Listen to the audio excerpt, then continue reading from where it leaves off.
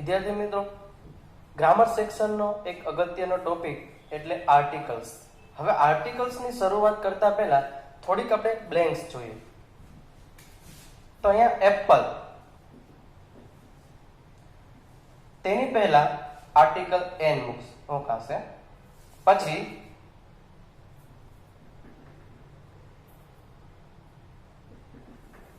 University, તો તેની પહેલા આર્ટિકલ એ મુકાશે. પછી યુએસએ, તેની પહેલા આર્ટિકલ ધ મુકાશે.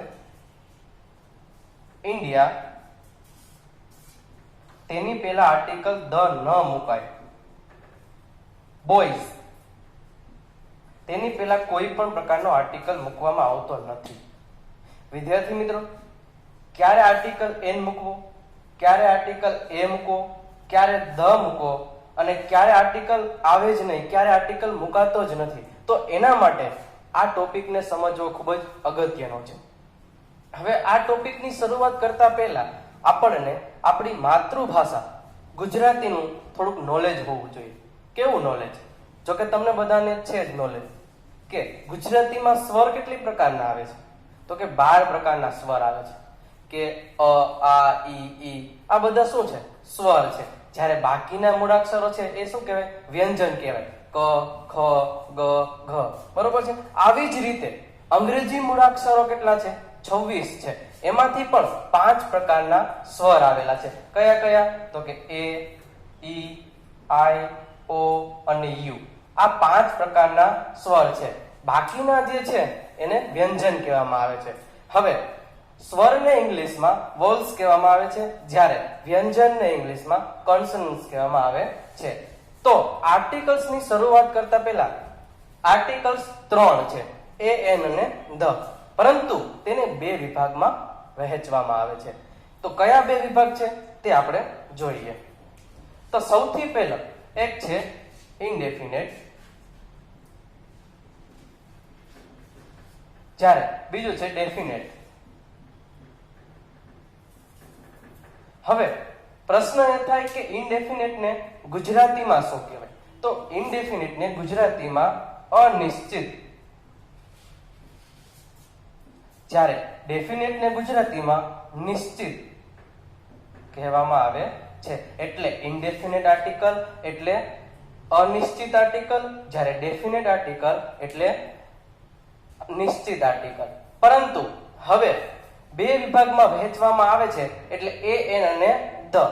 તો એ અને એન એને ઇનડેફિનેટ આર્ટિકલ કહેવાય, જ્યારે ધ છે એને ડેફિનેટ આર્ટિકલ તરીકે ઓળખવામાં આવે છે. હવે શરૂઆત કરીએ તો કે ઇનડેફિનેટ આર્ટિકલ. સૌપ્રથમ આપણે અહીંથી શરૂઆત કરીએ. તો શા માટે પહેલા તો આને અનિશ્ચિત એટલે કે ઇનડેફિનેટ કહેવામાં આવે છે અને શા માટે આને ડેફિનેટ એટલે કે નિશ્ચિત આર્ટિકલ કહેવામાં આવે છે? તો સૌપ્રથમ કોઈ પણ જાતિવાચક નામ અથવા તો વિશેષણને આપણે પહેલેથી ઓળખતા નથી ને, ત્યારે આર્ટિકલ એન અથવા તો એ મૂકવામાં આવે છે. એટલે એને ત્યારે અનિશ્ચિત આર્ટિકલનો ઉપયોગ થાય. પરંતુ કોઈ પણ નામ અથવા તો વિશેષણ, કોઈ પણ નામને આપણે પહેલેથી જ ઓળખીએ છીએ, ત્યારે આર્ટિકલ ધ મૂકવામાં એટલે કે નિશ્ચિત આર્ટિકલનો ઉપયોગ કરવામાં આવે છે. તો સૌપ્રથમ આપણે જે અનિશ્ચિત આર્ટિકલ છે, ઇનડેફિનેટ આર્ટિકલ છે, એના વિશે ચર્ચા કરીશું. તો જુઓ, પહેલા તો એ અને એન.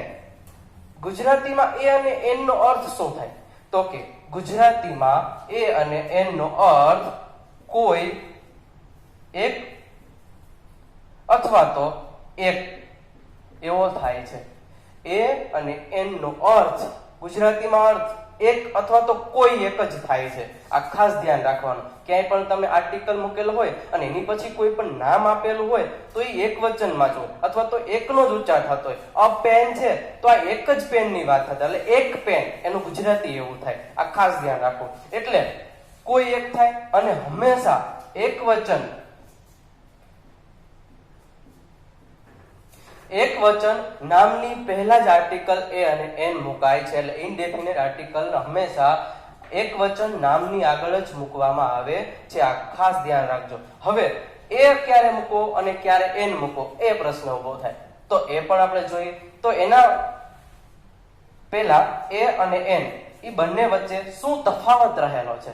એક જ મુદ્દો છે વિદ્યાર્થી. જેમ આપણે શરૂઆતમાં જોયું કે ગુજરાતી સ્વર જોયા, અંગ્રેજી સ્વર જોયા, બરોબર? તો તમને એ પ્રશ્ન થાય કે ગુજરાતી સ્વર, વ્યંજન, એનો અહીંયા શું ઉપયોગ છે? તો ખાસ ધ્યાન રાખજો, આર્ટિકલ્સ ક્યાં અને ક્યારે મૂકવું એ સૌથી વધુ મહત્વ કોની ઉપર રહેલું છે? વ્યંજન અને સ્વર ઉપર રહેલું છે, બરોબર છે?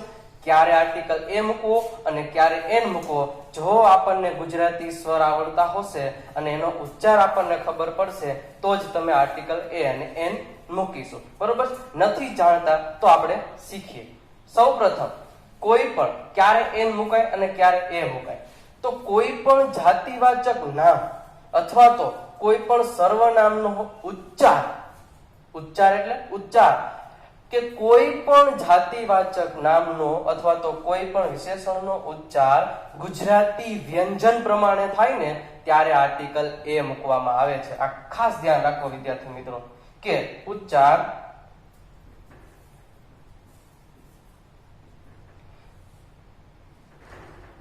ગુજરાતી વ્યંજન પ્રમાણે જ્યારે આનો ઉચ્ચાર ગુજરાતી સ્વર પ્રમાણે, આ એક જ મુદ્દો છે જે બંનેને અલગ પાડે છે.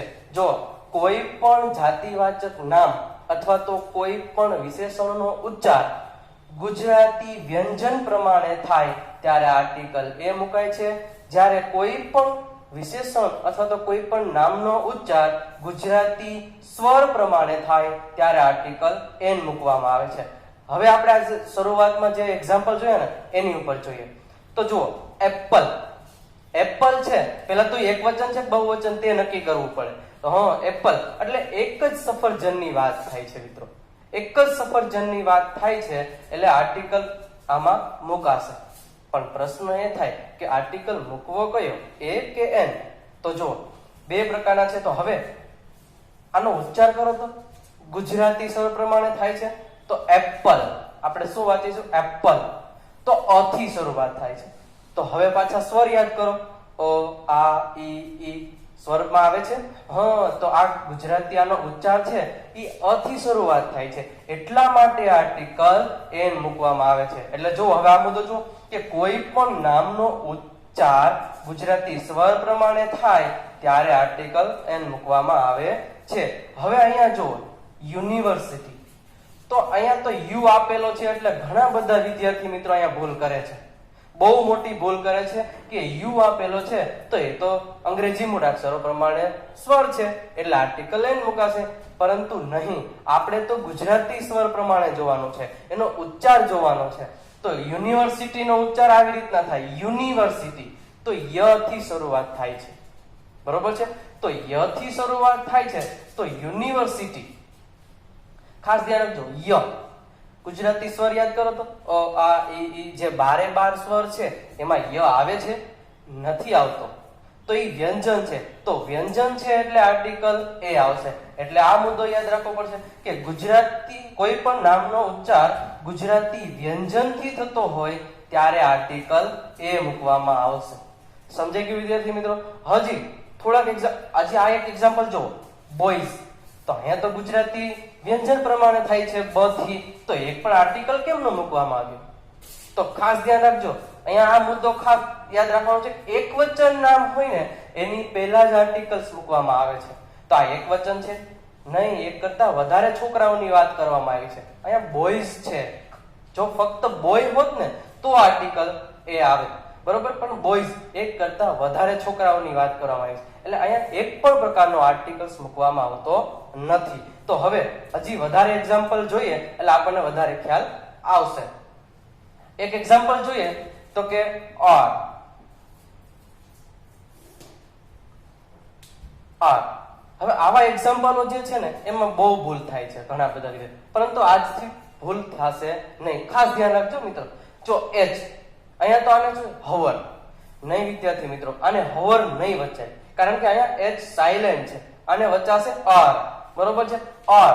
તો અ થી શરૂઆત થાય છે, તો ગુજરાતી સ્વર પ્રમાણે થાય છે ને ઉચ્ચાર અ, તો ગુજરાતી સ્વર પ્રમાણે કોઈ પણ નામનો ઉચ્ચાર થતો હોય ત્યારે આર્ટિકલ કયો મૂકવાનો, તો કે ત્યારે આર્ટિકલ એન મૂકવામાં આવે છે. તો અહીંયા એન આર આવશે.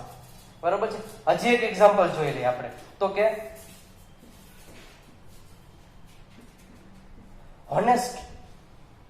મિત્રો આને હોનેસ્ટ નહીં વચાય, આને ઓનેસ્ટ વચાશે. શું? ઓનેસ્ટ. તો અહીંયા પણ એચ સાયલેન્ટ છે, તો ઓનેસ્ટ વચાશે એટલે અહીંયા પણ ગુજરાતી સ્વર પ્રમાણે થાય છે ઉચ્ચારણો, એટલે શું આવશે? એન ઓનેસ્ટ આવશે. બરોબર છે. હજી એક એક્ઝામ્પલ જોઈએ, આ ખાસ ધ્યાન રાખજો.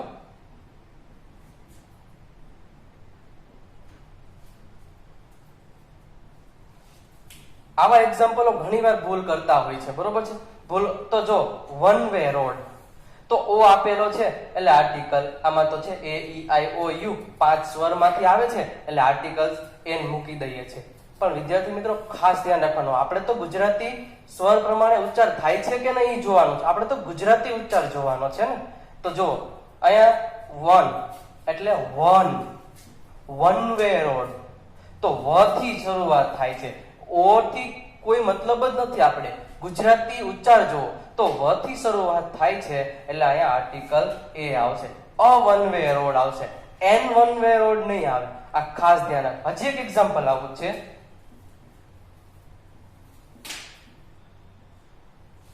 ST bus. તો હવે ઘણા બધા કહે છે કે હા આ તો વ્યંજન છે એટલે આર્ટિકલ એ મૂકી દઈએ, પરંતુ નહીં, એનો ઉચ્ચાર કરો એસટી બસ. તો અ થી શરૂઆત થાય છે, અ થી શરૂઆત થાય છે એટલે આર્ટિકલ શું આવશે? એન આવશે. તો અહીંયા આર્ટિકલ એન આવશે. બરોબર છે. આવા ઘણા બધા શોર્ટ ફોર્મ પણ હોય છે. કેવા શોર્ટ ફોર્મ? તો કે એમ એલ એ, આ એક શોર્ટ ફોર્મ છે. તો આનો ઉચ્ચાર જો એમ થી બોલાય છે, તો અ થી ઉચ્ચાર થાય છે, તો અહીંયા પણ આર્ટિકલ એન આવશે. બરોબર છે. આ ખાસ ધ્યાન રાખવાનું, આ ક્યારેય ભૂલાવવું જોઈએ નહીં. આ જ મહત્વનો ટોપિક છે, ક્યારે આર્ટિકલ એ અને ક્યારે એન મૂકવું. બરોબર છે. આ મહત્વના મુદ્દાઓ જો આપણને યાદ હશે ને એટલે ક્યારેય પણ તકલીફ નહીં પડે કે ઇનડેફિનેટ. વિદ્યાર્થી મિત્રો આપણે જોયું કે ઇનડેફિનેટ આર્ટિકલ એ અને એન નો ઉપયોગ ક્યાં થાય છે અને કેવી રીતે અને ક્યાં મૂકવો. બરોબર છે. હવે આગળ વધતા આપણે જોઈએ કે ડેફિનેટ આર્ટિકલ છે ધ નો ઉપયોગ ક્યાં કરવો, એના માટે ઘણા બધા એવા મુદ્દા છે જે આપણે યાદ રાખવા પડશે, પરંતુ સાવ સિમ્પલ છે. હવે સૌપ્રથમ તો નિશ્ચિત આર્ટિકલ ધ એટલે કોઈ પણ નામ, તો જાતિવાચક નામની આપણને પહેલેથી જ જાણ છે, તેની આગળ હંમેશા આર્ટિકલ ધ મૂકવામાં આવે છે. હવે વન બાય વન જે મુદ્દા છે તે આપણે જોતા જઈએ. તો સૌથી પહેલો એક મુદ્દો છે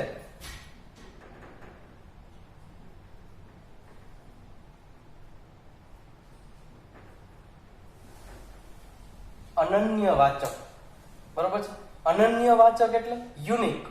યુનિક એટલે અલગ. દુનિયામાં કોઈ પણ એક જ એવી વસ્તુઓ કે એવી બીજી વસ્તુ કે છે જ નહીં. દાખલા તરીકે હું તમને કહું કે સૂર્ય બ્રહ્માંડમાં એક જ છે. બરોબર છે. દુનિયામાં એક જ સૂર્ય છે. તો એક્ઝામ્પલ તરીકે તો કે સૂર્ય. બરોબર છે.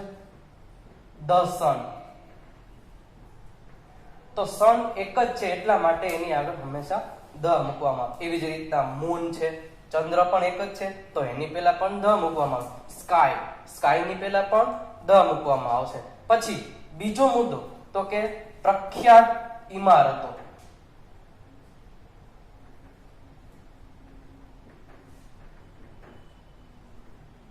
પ્રખ્યાત ઇમારતો એટલે જાણીતી ઇમારતો, એટલે કે ધ તાજમહલ.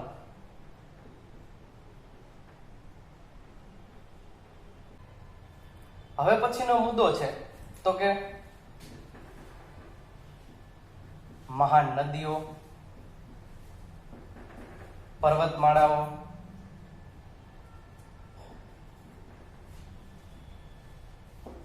પછી મહાસાગરો,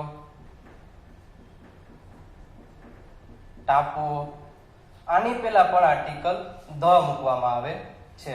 એક એક્ઝામ્પલ લઈ લે તો કે ધ ગંગા, મહાન નદી છે તો એની પહેલા આર્ટિકલ ધ મૂકવામાં આવશે, એટલે કે ધ ગંગા. એવી જ રીતના મહાસાગરોમાં, પછી પર્વતમાળાઓમાં, ટાપુઓમાં એની પહેલા પણ આર્ટિકલ ધ મૂકવામાં આવે છે. બરોબર છે. ધ એટલે એક્ઝામ્પલ લઈ લો કે હિમાલયાઝ, તો ધ હિમાલયાઝ આવશે. પછી હિન્દ મહાસાગર, તો હિન્દ મહાસાગર. ઇન્ડિયન ઓશન, તો ધ ઇન્ડિયન ઓશન, એમાં ધ આવશે. બરોબર છે. એના પછીનો મુદ્દો છે તો કે સમગ્ર વર્ગનું જ્યારે સૂચન કરવાનું હોય ને ત્યારે પણ આર્ટિકલ ધ મૂકવામાં આવે છે. સમગ્ર વર્ગ,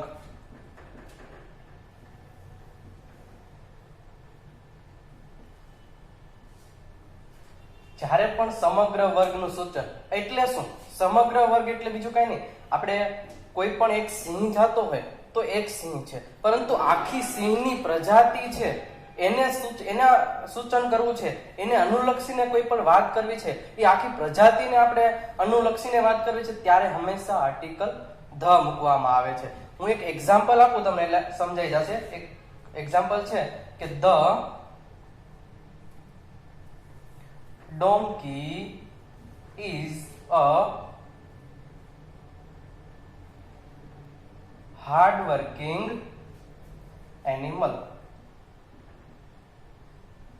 તો જો અહીંયા ધ ડોંકી એટલે આ કોઈ એક ગધેડાની વાત નથી કરવામાં આવી, આખા સમૂહની વાત કરવામાં આવે છે. એ ગધેડો છે એ એકદમ હાર્ડ વર્કિંગ પ્રાણી છે. બરોબર છે. આવી જ રીતના આખા સમગ્ર વર્ગ એટલે કે સમગ્ર પૂરા આખા ક્લાસનું વર્ણન કરવાનું હોય ત્યારે હંમેશા આર્ટિકલ ધ મૂકવામાં આવે છે. એના પછીનો મુદ્દો છે તો કે દિશાઓ. દિશાઓ એટલે ડિરેક્શન્સ જે બધી છે, સાઉથ, નોર્થ, વેસ્ટ, તો એની પહેલા આર્ટિકલ ધ મૂકવામાં આવે છે તો કે ધ નોર્થ. બરોબર છે. આવી રીતે બધી દિશાઓની આગળ આર્ટિકલ ધ મૂકવામાં આવે છે. પછી છે એક વિશેષણ, તો કે વિશેષણની આગળ એટલે કે સુપરલેટિવ ડિગ્રીના જે વિશેષણ હોય ને એની પહેલા આર્ટિકલ ધ લગાડવામાં આવે છે. એટલે કે સુપરલેટિવ ડિગ્રીના જે આર્ટિકલ છે ને એની વિશેષણ છે ને એની પહેલા આર્ટિકલ ધ મૂકવામાં આવે છે. સુપરલેટિવ એનો ટોપિક આપણે આગળ સમજશું કે સુપરલેટિવ એટલે કે દુનિયામાં એના જેવું કઈ છે જ નહીં, સરખામણી કરવા માટે ડિગ્રીનો ઉપયોગ થાય છે. બરોબર છે. એટલે કે કોઈ પણ સુપરલેટિવ ડિગ્રી એના જેવું કોઈ બીજું છે જ નહીં. એટલે કે એક્ઝામ્પલ દઉં કે ધ ટોલેસ્ટ, સૌથી ઊંચું, તો સુપરલેટિવ ડિગ્રીનો ઉપયોગ કરતા પહેલા એવા વિશેષણની પહેલા હંમેશા આર્ટિકલ ધ મૂકવામાં આવે છે. એના પછી ઓર્ડિનલ નંબર,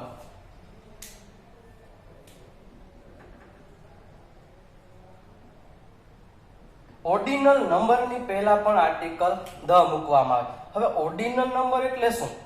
ઓર્ડિનલ નંબર એટલે ફર્સ્ટ, સેકન્ડ, થર્ડ, ફોર્થ, આ બધાને શું કહેવાય? ઓર્ડિનલ નંબર કહેવાય. તો એની પહેલા પણ આર્ટિકલ ધ મૂકવામાં આવશે. એટલે કે the first, the second, the third, આવી રીતના એમની આગળ પણ ધ મૂકવામાં આવે છે. હવે બીજું છે કે કોઈ પણ એક નિશ્ચિત વ્યક્તિ કે વસ્તુની વાત કરવાની હોય ત્યારે પણ આર્ટિકલ ધ મૂકવામાં આવે છે.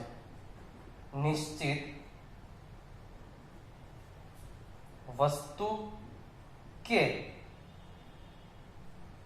વ્યક્તિની વાત કરવાની હોય. હવે હું તમને એક્ઝામ્પલ આપું. નિશ્ચિત વ્યક્તિ અને વસ્તુ એટલે શું? કોઈ આ એક ક્લાસ છે, કોઈ પણ રૂમ છે, એની બહાર ઘણા બધા વ્યક્તિઓ તમારી રાહ જોઈ રહ્યા છે. ઘણા બધા વ્યક્તિઓ છે, પરંતુ તમારી રાહ કોઈ એક વ્યક્તિ જોઈ રહ્યો છે, તો તમે કોઈકને એમ કહો છો કે ઓલો જે મારી રાહ જોઈ રહ્યો છે ને એને અંદર બોલાવતો. બરોબર છે. એટલે તમે પર્ટિક્યુલર કોઈ એક વ્યક્તિને કીધું, નિશ્ચિત વ્યક્તિને કીધું કે એમને જ બોલાવે. બરોબર છે. તો એ શું થયું કે નિશ્ચિત વસ્તુ અથવા વ્યક્તિને જ્યારે પણ તેમની પહેલા હંમેશા આર્ટિકલ ધ મૂકવામાં આવે છે. એક એક્ઝામ્પલ આપું કે call the boy waiting outside. શું? તો કે call the boy waiting outside. એટલે બહાર જે રાહ જોઈ રહ્યો છે એ વ્યક્તિને એ છોકરાને અંદર બોલાવો, અથવા તો જે મારી રાહ જોઈ રહ્યો છે તેને અંદર બોલાવો. બીજું કઈ છે નહીં. એના પછીનું કે ફરીથી ઉલ્લેખ કરવાનો હોય કોઈ પણ વસ્તુ અથવા તો વ્યક્તિનો. શું? તો કે એક મુદ્દો અહીં લખી લો કે કોઈ પણ ફરીથી ઉલ્લેખ કોઈ પણ વસ્તુ અથવા તો વ્યક્તિનો ઉલ્લેખ ફરીવાર કરવાનો હોય ત્યારે તેની પહેલા પણ આર્ટિકલ ધ મૂકવામાં આવે છે. કેવી રીતે? હું તમને એક એક્ઝામ્પલ આપું કે આ એક પેન છે. This is a pen. A pen એટલે તો આ પેનની વાત કરવામાં આવે છે એટલે એ આર્ટિકલ એ અથવા તો એન મૂકવામાં આવે. પાછી ફરીવાર આ જ પેનનો જ્યારે ઉલ્લેખ કરવામાં આવે ને ત્યારે આર્ટિકલ ધ મૂકવામાં આવે છે કે ધીસ ઇઝ અ પેન. આ પેન છે અને આ જ પેન બ્લેક છે. બરોબર છે કે આ પેન છે અને આ જ પેન બ્લેક છે. બરોબર, એટલે આ જ પેનનો ફરીવાર ઉલ્લેખ કરવામાં આવ્યો છે. તો example, this is a pen. The pen is black.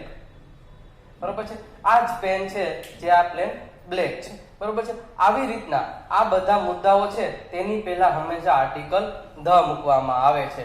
બરોબર છે, પવિત્ર ગ્રંથોની આગળ પણ હંમેશા આર્ટિકલ ધ મૂકવામાં આવે છે.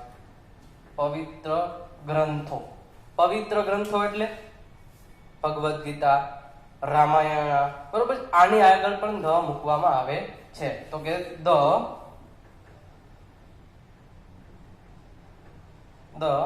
રામાયણ. બરોબર છે, આવી રીતના આ બધા મુદ્દાઓ છે એની પહેલા હંમેશા આર્ટિકલ ધ મૂકવામાં આવે છે.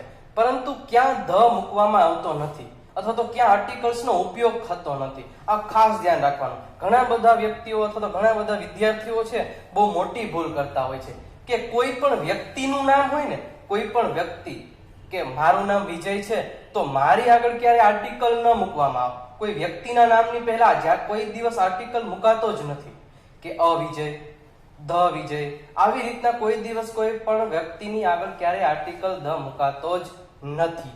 અથવા તો કોઈ પણ ગામ છે, કોઈ પણ શહેર છે, કોઈ પણ રાજ્ય છે, એમની પહેલા પણ આર્ટિકલ ધ મુકાતો નથી. બરોબર છે, આ ખાસ ધ્યાન રાખવાનું. પછી કોઈ પણ ભાષા કે ઇંગ્લિશ છે તો ધ ઇંગ્લિશ, એન ઇંગ્લિશ, આવું ક્યારેય નથી બોલાતું.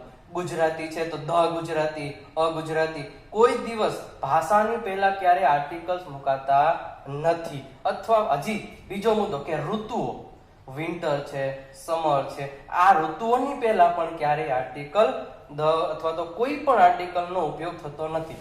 હવે એક વાત યાદ કરો જે શરૂઆતમાં આપણે જોઈતી કે યુએસએ એની પહેલા આપણે ધ મૂક્યો હતો, પરંતુ ઇન્ડિયા છે એની પહેલા આપણે ધ નતો મૂક્યો.